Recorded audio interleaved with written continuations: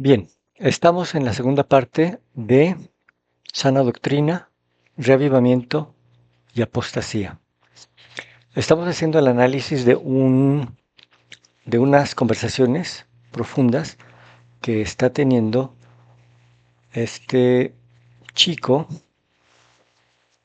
con, con estos pastores. Entonces, nos quedamos aquí. No estamos bajo ese pacto, no tenemos que seguir esas leyes. Bueno, la enseñanza apostólica continúa condenando ese tipo de comportamiento. Cierto, pero también dicen que todas las escrituras dadas por inspiración de Dios son útiles para la doctrina. Bueno, Levítico 11, Deuteronomio 14, donde hace estas distinciones entre animales limpios e inmundos que también se relacionarían con una vida justa y serían buenas para nuestra instrucción. Para Israel, en mi opinión. Entonces, en 2 Timoteo 3:16 de la mañana, se refiere solo a Israel.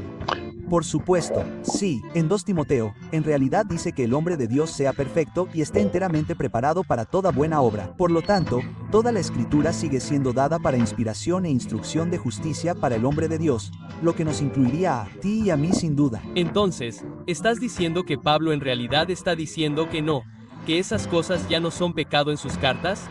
Sí, está bien. Ya no se rige por esas normas en lo que respecta a comer y beber en las fiestas y todo eso. Como los mandamientos de Dios.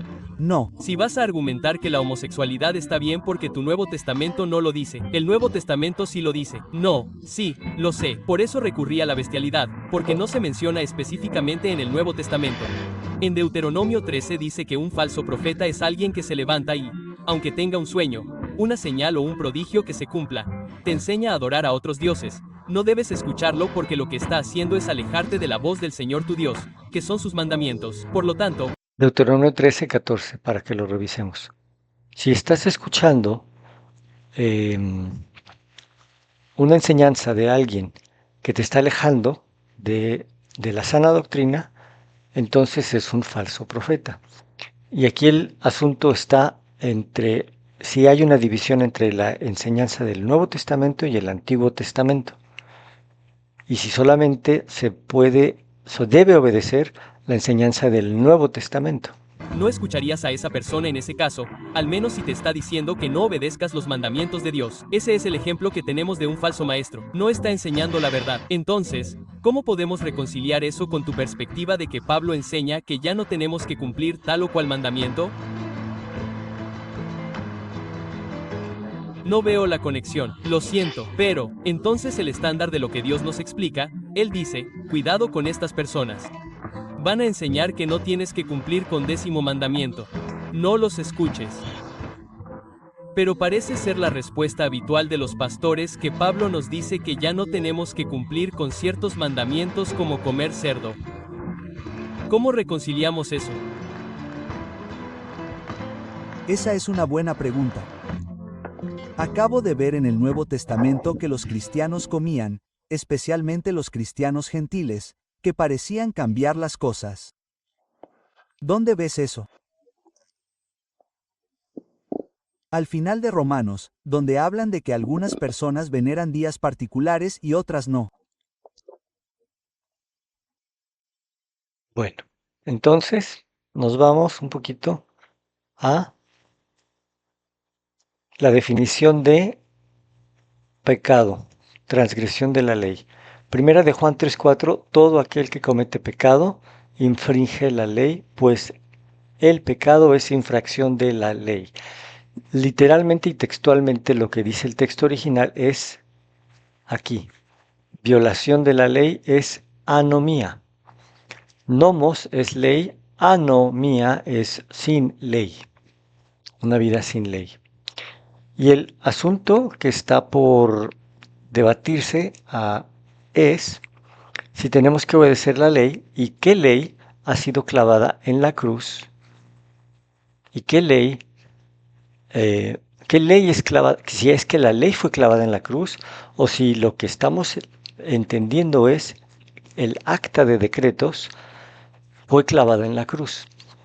Acta de decretos a diferencia de la ley en sí. Entonces es Colosenses 2, 14 al 18, lo que estamos leyendo aquí. Y lo estamos leyendo en una traducción al español. Em, Elegí la más extrema de las traducciones, pero hay alrededor de 20 traducciones y oscilan entre esta y una traducción más fiel al texto original. Lo que leemos en 2.14 dice, anuló en esta versión el comprobante de nuestra deuda. En otras versiones es el acta de decretos en nuestra contra. Pero luego esta traducción agregó esos mandamientos que nos acusaban. Los clavó en la cruz y los suprimió. El siguiente versículo no tiene cambios. El siguiente del 16 sí.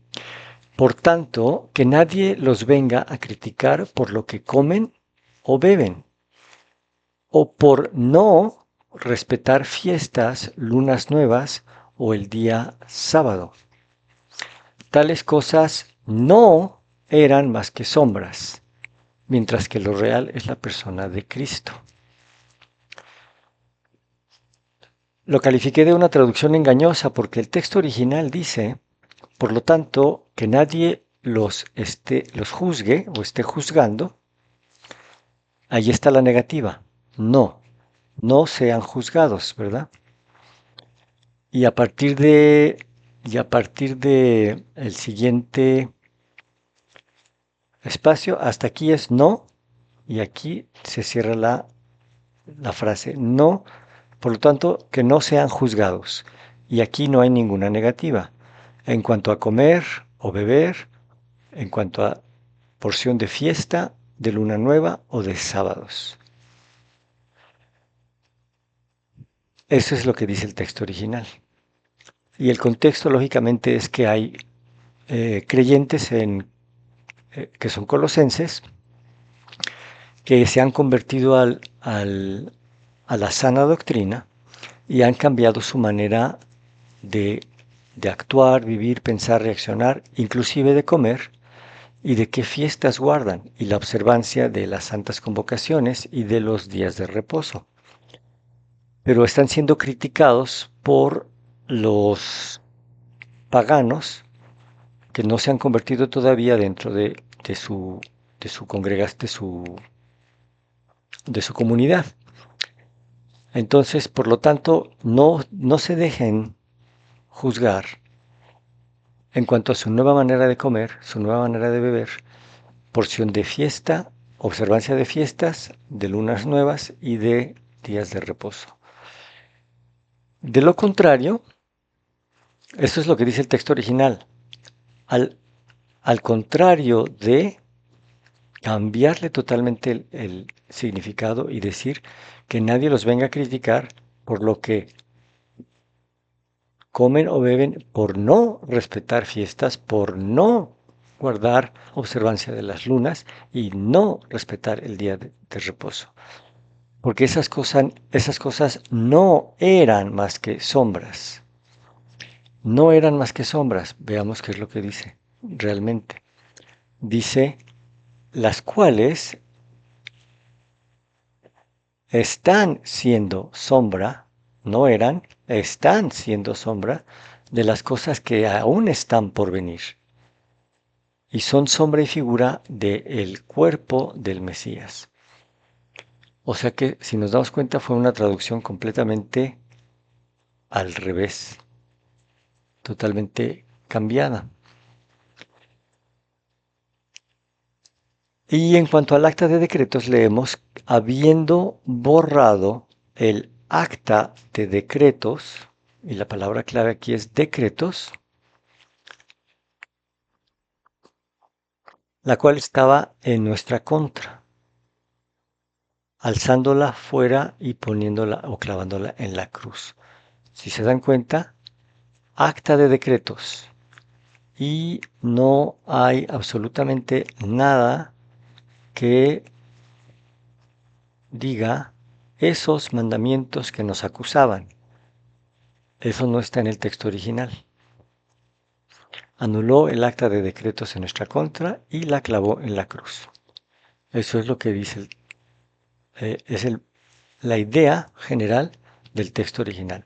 Habiendo borrado el acta de decretos, documento escrito a mano, decretos, en nuestra contra y clavándola en la cruz.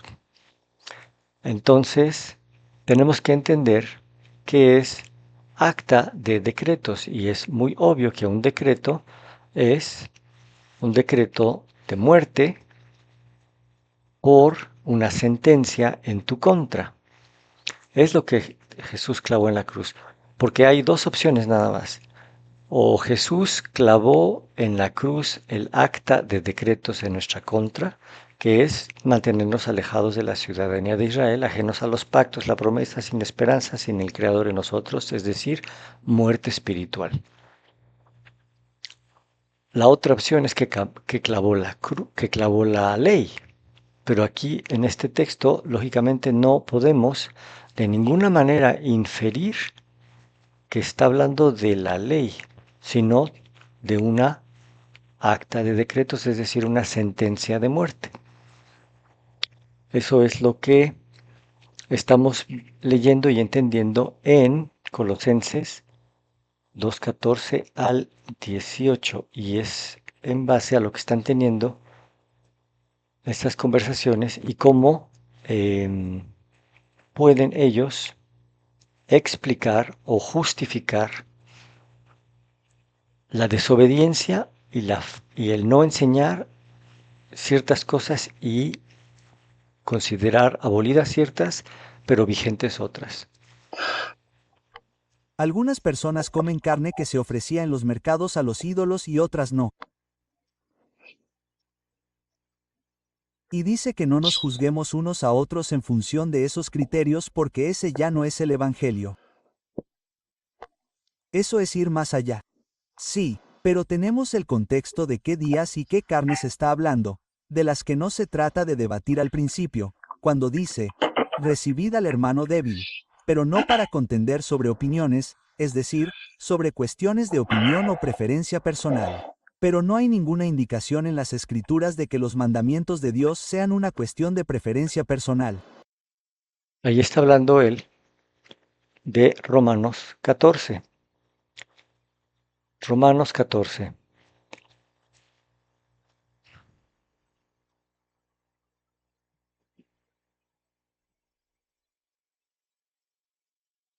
Recibid al débil en la fe, pero no para contender sobre opiniones, porque uno cree que se ha de comer de todo y otro que es débil come solamente legumbres. Pues el que come no menosprecia al que come, y el que no come no juzgue al que come, porque Dios lo ha recibido, le ha recibido. Entonces, lógicamente es fácil darte cuenta de por dónde están la desconexión y dónde está la falta de comprensión. Y por eso tienes que estudiar el contexto gramatical, tienes que estudiar el contexto histórico y el contexto cultural. Y también comparar con otros versículos. ¿En qué otro lugar de la Biblia encontramos algo relacionado a comer verduras solamente o legumbres? La respuesta está en Daniel 1:12, cuando Daniel y sus compañeros fueron llevados a la corte del rey y querían que se alimentaran. Lo creían un privilegio. Ustedes, como son de los mejores hebreos que hemos seleccionado, tienen el privilegio de comer de los alimentos de la corte del rey. Pero Daniel y los otros hebreos sabían que no podían contaminarse con animales inmundos o profanados, es decir, ofrecidos a los dioses. Y lo que les iban a dar de comer a ellos era ciertamente animales inmundos, y si no eran inmundos, probablemente estaban cocinados junto con los inmundos, lo cual lo profanaba, y o también ofrecidos a dioses antes de que se consumieran. Y ellos no querían contaminarse con nada de eso.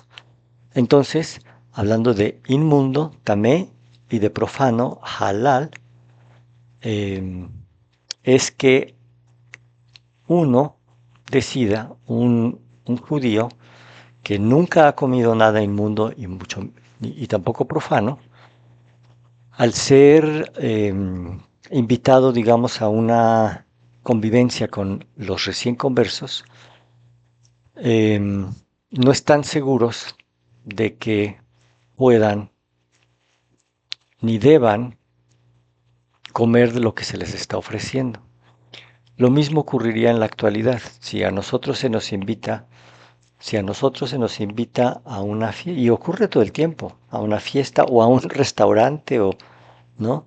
Nosotros somos cuidadosos en determinar qué es lo que podemos comer y qué no podemos comer, porque nosotros sabemos lo que es inmundo y lo que es profano. Y sabemos las posibles maneras en que se puede uno contaminar. Entonces, ¿cuál es la opción que tiene esta persona, estos judíos en Romanos 14 y Daniel en Daniel 1:12? Precisamente pedir solo legumbres. Y el punto importante aquí es que Romanos 14 habla exclusivamente de asuntos de comer, beber y de ayuno. Lo vamos a ver en un momentito más.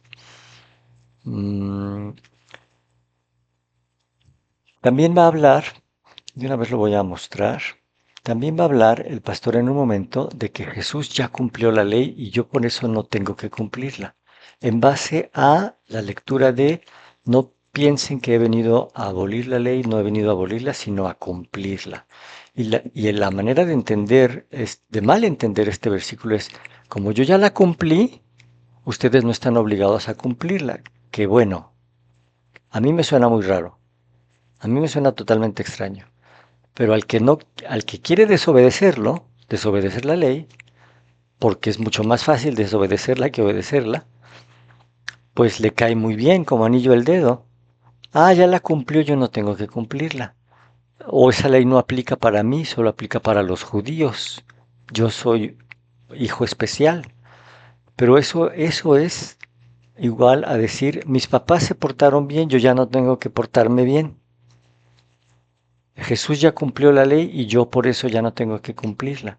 O decir, los judíos deben cumplir esas leyes, pero nosotros no.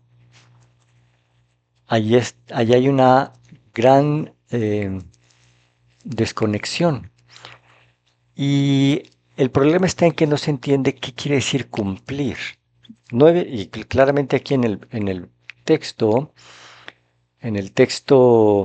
original podemos ver, no he venido, ni se les ocurra pensar que yo he venido a derribar la ley o la enseñanza de los profetas. Porque no es lo que he venido a hacer, no he venido ni a derribar, sino a darle plenitud. Es decir, confirmarla, analizarla, criticar cuando está mal obedecida la ley. Y es por eso que nosotros en el ejemplo del Mesías de Jesús tenemos al más íntegro, maestro, crítico, observante, seguidor y ejemplo de la ley y de lo que se debe cumplir y no se debe cumplir. Si te quedara duda, se debe resolver con el siguiente versículo. Leímos Mateo 5:17, ¿verdad? Bien. Entonces, no piensen que he venido a derribar la ley o los profetas, sino a darle total plenitud. ¿Por qué? Porque de cierto afirmo que mientras existe el cielo y la tierra, no se le puede cambiar ni una jota ni una tilde a esta ley hasta que todo se cumpla. De cualquier, de manera que cualquiera que quebrante el más pequeño de los mandamientos, ese será llamado pequeño en el reino de los cielos. Mas el que los haga y los enseñe será llamado grande en el reino de los cielos. Están a punto de entrar en esa conversación ellos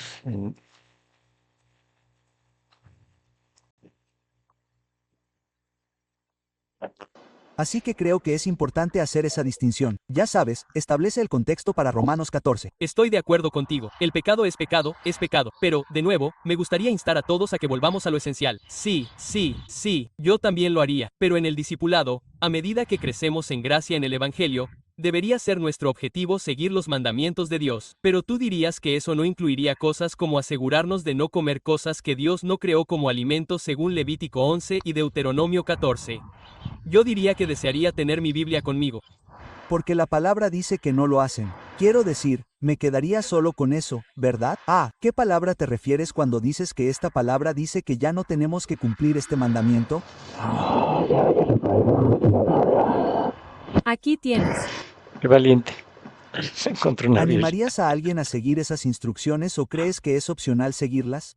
No, yo no los animaría a seguirlas. Vale, entonces dirías que los desalentarías a seguir las instrucciones dietéticas. Sí, no he encontrado ni un solo caso en el que eso los convierta en mejores cristianos o mejores seguidores de Cristo, en personas más transformadas. Es como todo el movimiento de las lenguas. Si creen que esto los acerca más a Dios y los convierte en mejores cristianos, están ladrando mal. Punto. Sí, obviamente, sí, no hay nada en las escrituras que te ordene hablar en lenguas, pero hay mandamientos que dicen, no comas este animal, puedes comerlo, este animal si quieres y puedes comer toda la carne que quieras, pero no este animal inmundo. Así que, como ya sabes, antes mencionamos cómo es ser transformado en Cristo, ser movido por el Espíritu, y ambos estuvimos de acuerdo en que era según la ley de Dios. Entonces, si ese es el caso, ¿por qué desalentarías a un cristiano a asumir estas prácticas?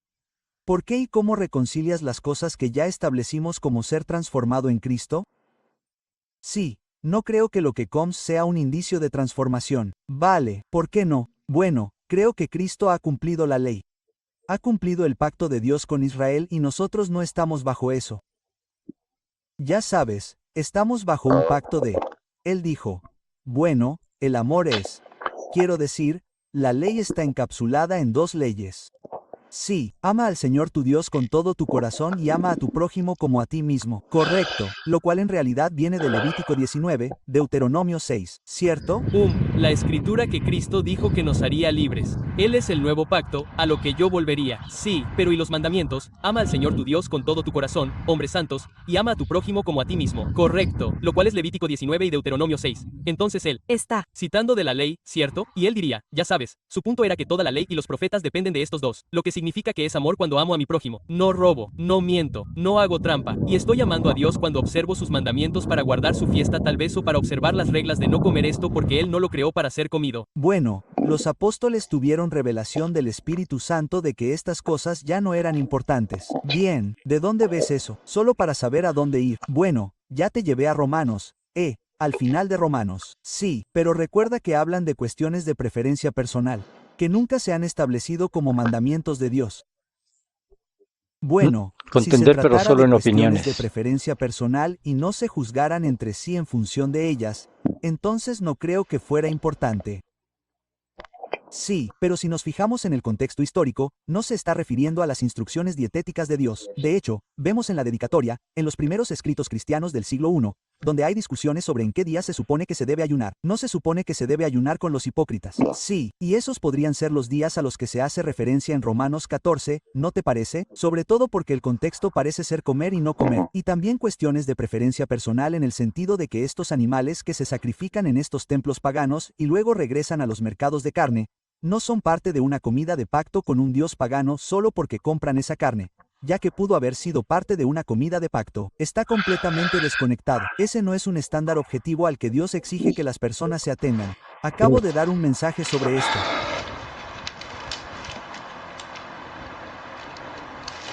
¿Se refiere a Colosenses 9:16 de la noche? Colosenses 2:16. ¿Es eso lo que ve? Sí. Sí, está bien. Fue un error del traductor simultáneo. Él dijo Colosenses 2:16. ¿Está usted hablando de Colosenses 2:16? ¿Es el que está pensando? Sí, es el que ya revisamos. El didaje es instrucciones rituales referentes al ayuno comunitario, sea miércoles y viernes, en el empleo de una oración distintiva sirvieron para demarcar y remarcar las fronteras de este grupo de pertenencia cristiana frente al grupo de los judíos en competencia. Es decir, que unos decidían que era mejor ayunar en tal día para diferenciarse de el ayuno que están llevando a cabo los judíos que no aceptaron a Jesús, al Mesías. Entonces, los judíos mesiánicos se propusieron cambiar los días de ayuno para no ayunar en los mismos días en los que ayunan los, entre comillas, hipócritas. Entonces vemos en Romanos 14, que es lo que él mencionó, que uno hace diferencia entre día y día, pero otro juzga todos los días iguales. Pues cada uno esté plenamente convencido en su propia mente. El que le hace caso al día lo hace para el Señor, y el que no le hace caso al día para el Señor no lo hace. Lo que ellos interpretan erróneamente es, cuando habla de día y día y día y día, es que está hablando del día de reposo. Pero aquí claramente no está hablando del día de reposo, porque lo que dice a continuación es: el que le hace caso al día lo hace para el Señor, y el que no le hace caso a tal día, para el Señor no lo hace. Punto y seguido. Es decir, que el que come para el Señor come en ese día y da gracias a Dios, y el que no come para el Señor no come en ese día y da gracias a Dios. En sí está hablando del ayuno. De hecho, todo Romanos 14 habla de comida, bebida y ayuno. Aquí lo hice, le puse la letra chiquitita y le puse en anaranjado todo lo que está relacionado con comer y beber, ayuno, y cuando ves que morimos o vivimos, es porque el ayuno es una manera de morir a ti mismo y a tus deseos carnales. Entonces uno muere en ese ayuno o vive al no ayunar. Y también hace diferencia entre lo inmundo y en lo que pudiera ofender o hacer tropezar o debilitar a un recién converso o a un nuevo converso. Eso tiene que ver, pues es muy obvio, no está prohibido beber vino, pero si vas a beber vino enfrente de un alcohólico, pues definitivamente lo vas a debilitar y es mejor abstenerte. Entonces, todo Romanos 14 habla de comer, beber y de ayunar. Pero entender mal lo que escribió Pablo en Romanos y en Colosenses te da solamente dos alternativas, de la misma forma. O Pablo es un falso maestro que está enseñando a desobedecer la ley, o como dijo el pastor, o creo que lo va a decir en un momento, que a veces se va de un lado y a veces se va del otro lado. Pues claro que no, él está de un lado, lo que pasa es que estamos entendiendo mal lo que él explicó, y por eso a ti te parece que a veces se va de un lado y a veces se va del otro lado, a veces es el lado de los gentiles y a veces se va del lado de los judíos. Solo hay dos alternativas: o Pablo está siendo un falso maestro, que sabemos que no, o nosotros estamos entendiendo al revés las cosas que nos está explicando. Colosenses 2:8. Miren que nadie los engañe por medio de filosofías y huecas sutilezas, según las tradiciones de los hombres. Eso es lo que Pablo realmente critica. Tradiciones de hombres y obras de legalismo, nunca a la ley de Dios, a la sana doctrina. Eso es lo que no nos queda muy en claro, y eso es lo que te aleja de la sana doctrina, que tú no estás entendiendo que cuando habla de filosofías y huecas sutilezas, habla de tradiciones de los hombres. Entonces está diciendo: cuidado con las obras del legalismo, cuidado con las tradiciones de hombres, cuidado con las filosofías y las huecas sutilezas, cuidado con ser juzgado por tu nueva manera de comer, tu nueva manera de vivir, por tu observancia de las santas convocaciones, por guardar el día de reposo. No te dejes influenciar por su filosofía y hueca sutileza en cuanto a tradiciones de hombres. El verdadero Pablo afirma, pero en esto te confieso que según el camino que el otro bando califica de herejía, así sirvo al Dios de mis padres, creyendo todas las cosas que están escritas en la ley y en la enseñanza de los profetas. Entonces, no está yéndose de un lado y luego en el otro, y no está criticando absolutamente nada de la ley, ni considerándola abolida, ni considerándola que puede ser observada por un grupo y no por el otro. Claramente él enseña solamente en cuanto a la ley, es decir, todos los libros de la Torá, de la misma manera que Jesús, el Mesías, enseña solamente Torá, enseñó solamente la enseñanza de la Torá. En Efesios 2:19 leemos, ya no somos extranjeros ni advenedizos, sino conciudadanos de los santos y miembros de la familia de Dios, edificados sobre qué el fundamento de la enseñanza de los apóstoles y los profetas, siendo la principal piedra del ángulo Jesucristo mismo, en quien todo el edificio bien coordinado va creciendo para ser un templo santo en el Señor, en quien vosotros también sois juntamente edificados para morada de Dios en el Espíritu. La gran diferencia entre la observancia de la sana doctrina y una nueva religión que se llama cristianismo y se apellida apóstata. Esa es la gran diferencia, que una observa la sana doctrina y la ley de Dios de la forma íntegra y la otra la tiene totalmente tergiversada y ha caído en apostasía. En apostasía. Tengo un video específico de Gálatas, una serie de Gálatas. Tenemos 3 videos hasta el momento, voy a terminar a hacer más. Pero ahí explica claramente, con un contexto gramatical, lo que es obras de ley y obras de la ley. Uno se refiere a la ley, a la Torá, a la enseñanza de Dios, y otro se refiere a obras legalistas. Y aquí vemos que tanto Pablo como Jesús vehementemente, como va a decir el pastor, se opusieron, pero a obras de legalismo fariseo, no a la enseñanza de la Torá y de la ley de Dios.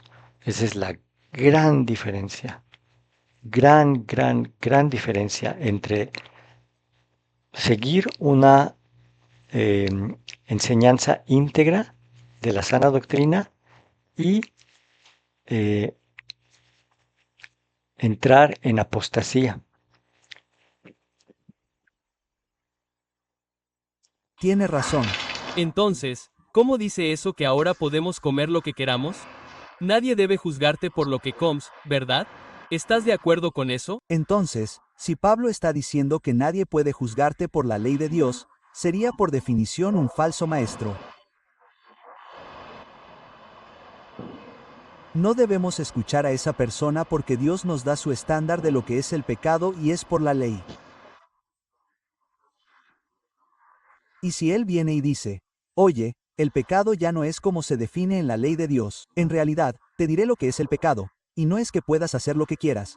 En este caso, eso es caer en la categoría de falso profeta según Deuteronomio 13.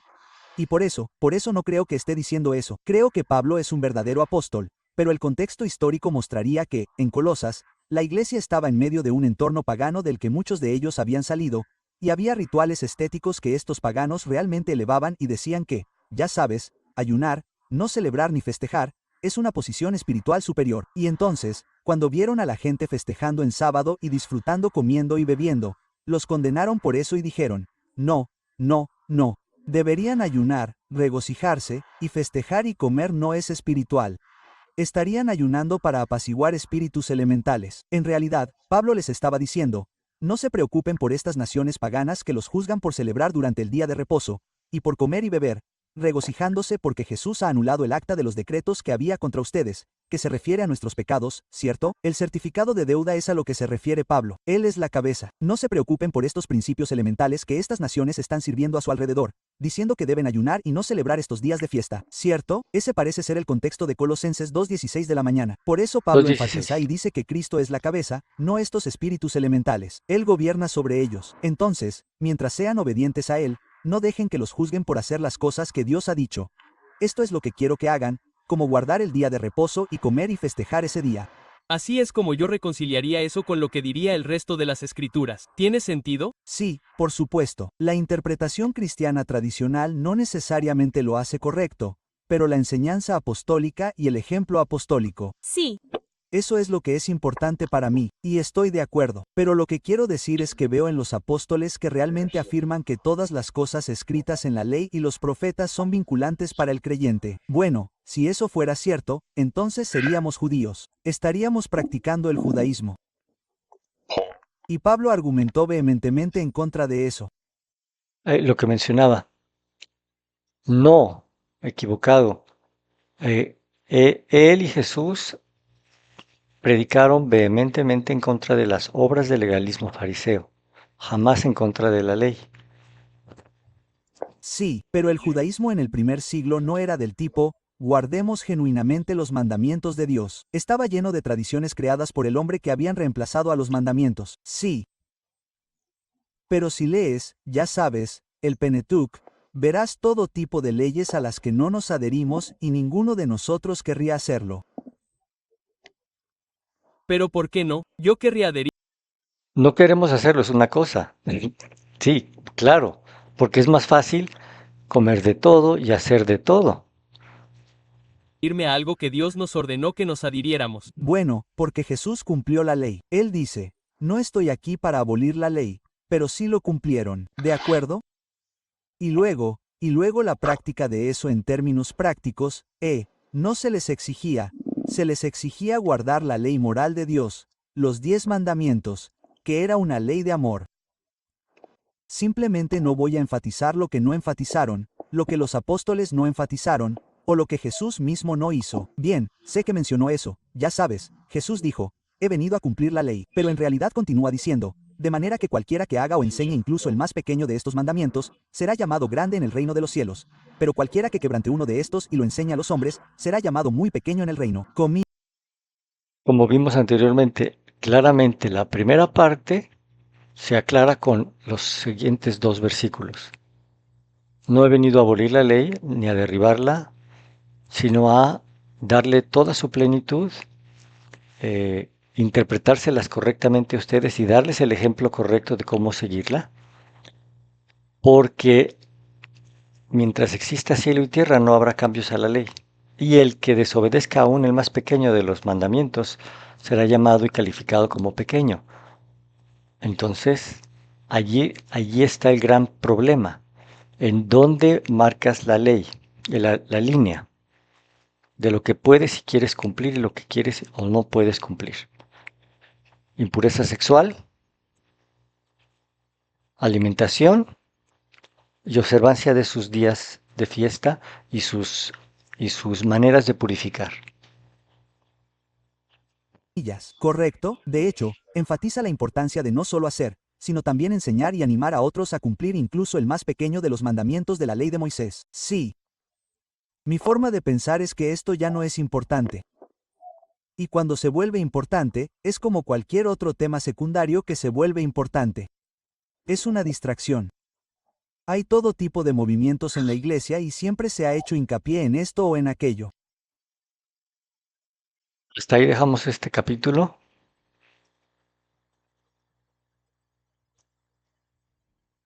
En un momento continuamos con la parte número 3.